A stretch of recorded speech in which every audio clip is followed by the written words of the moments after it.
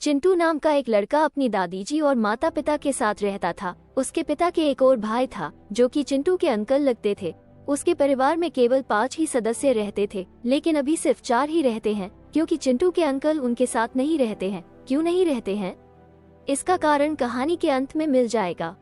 लेकिन अभी तक चिंटू ने उनकी शक्ल तक नहीं देखी थी और नहीं कभी मिला था, क्योंकि आपस की फुट के कारण दोनों भाई को इतना दूर कर दिया था। दोनों कभी भी एक दूसरे की शक्ल भी देखना पसंद नहीं करते थे। छोटा भाई गलत लोगों की संगति में आकर बहुत ज्यादा अत्याचारी हो गया था, जिसके कारण उसने अपना हंसता खिलता परिवार त्याग कर कहीं दूर चला गया था। लेकिन चिंटू के घर के ही पास में एक परिवार रहता था, जिसमें एक आदमी के 5 बेटे और उन 5 भाइयों के लड़के सभी एक दूसरे से मिलजुल कर रहते थे। उस परिवार में बहुत खुशियाँ थी, किसी बात की कोई कमी नहीं थी, जिसका एक ही कारण था, पारिवारिक एकता। चिंटू उस परिवार को देखकर अपने परिवार के बारे में सोचता रहता था।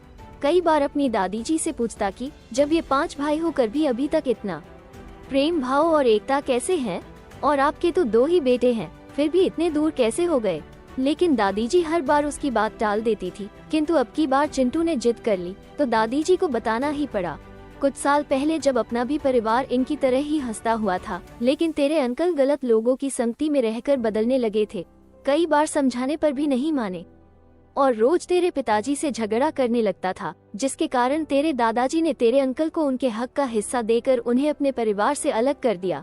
लेकिन ये टूटता हुआ परिवार तेरे दादाजी सहन नहीं कर पाए और दुखी होकर एक दिन अपने प्राण त्याग दिए। तब से ना तुम्हारे अंकल यहाँ आए और ना ही हम उनके पास गए।